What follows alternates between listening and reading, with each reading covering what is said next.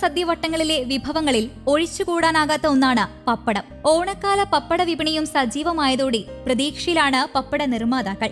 സദ്യയ്ക്ക് തൊടികറികൾ വിളമ്പുമ്പോൾ മലയാളിക്ക് തൂശനിലയുടെ വശത്ത് പപ്പടം വേണമെന്ന് നിർബന്ധമാണ്.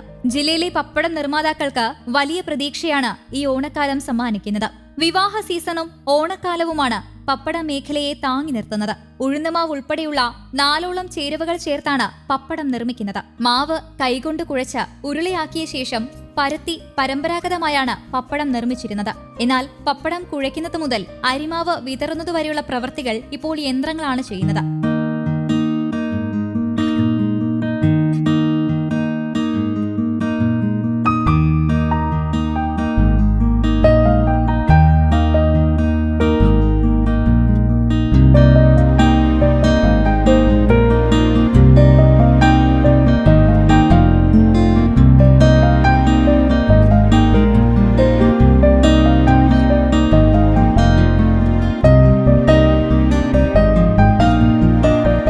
ചണച്ചാക്കിൽ നിരത്തി പാകത്തിന് ഉണക്കിയെടുത്ത ശേഷം കവറിൽ പാക്ക് ചെയ്യുന്നു. നാടൻ പപ്പടത്തിനാണ് ആവശ്യക്കാർ കൂടുതലെത്തുന്നത്.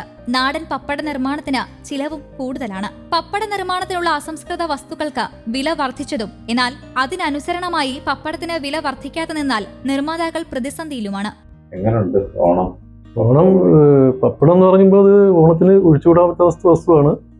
പിന്നെ ഇപ്പം ഓണത്തിന്റെ അത് ആയി വരുന്നതല്ലേ ഉള്ളൂ. അപ്പം നമുക്ക് പ്രതീക്ഷ കൽപ്പിക്കുന്നു വിചാരിക്കുന്നു.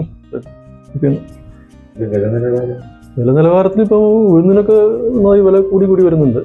പപ്പടത്തിന്റെ ഇത് നോക്കുമ്പം അതിനനുസരിച്ചുള്ളൊരു വിലയിൽ കുറച്ച് വ്യത്യാസം കുറവ് വരുന്നുണ്ട്. അത് ഇഷ്ടംപോലെ ആൾക്കാർ വില കുറച്ച് കൊടുക്കുന്നതുകൊണ്ടേ, പിന്നെ ഈ മിഷനറീസ് ഇറങ്ങിയതുകൊണ്ട് ബൾക്കായിട്ട് പപ്പടം അവിടെ നിന്ന് ഇവിടുന്നൊക്കെ ഇഷ്ടംപോലെ വരുന്നുണ്ട്. ഓണം പ്രതീക്ഷിക്കുന്നുണ്ട്. അപ്പം ഇപ്പം ആളുകൾ എന്താ സാമ്പത്തിക ബുദ്ധിമുട്ടും പരാതിയൊക്കെ ഉണ്ട് ആളുകൾക്ക്. അല്ല, ഓണം പപ്പടത്തിനൊരു ഒഴിച്ചുകൂടാത്ത വസ്തുവായതുകൊണ്ട് പപ്പടത്തിന്റെ കാര്യത്തിൽ ഇത്ര പിന്നോക്കം പോവില്ല എന്ന് വിചാരിക്കുന്നു. സർക്കാർ സഹായമൊക്കെ ഉണ്ട്. സ്വാതന്ത്ര്യ സഹായമുണ്ട്, മുദ്ര ലോണുണ്ട്.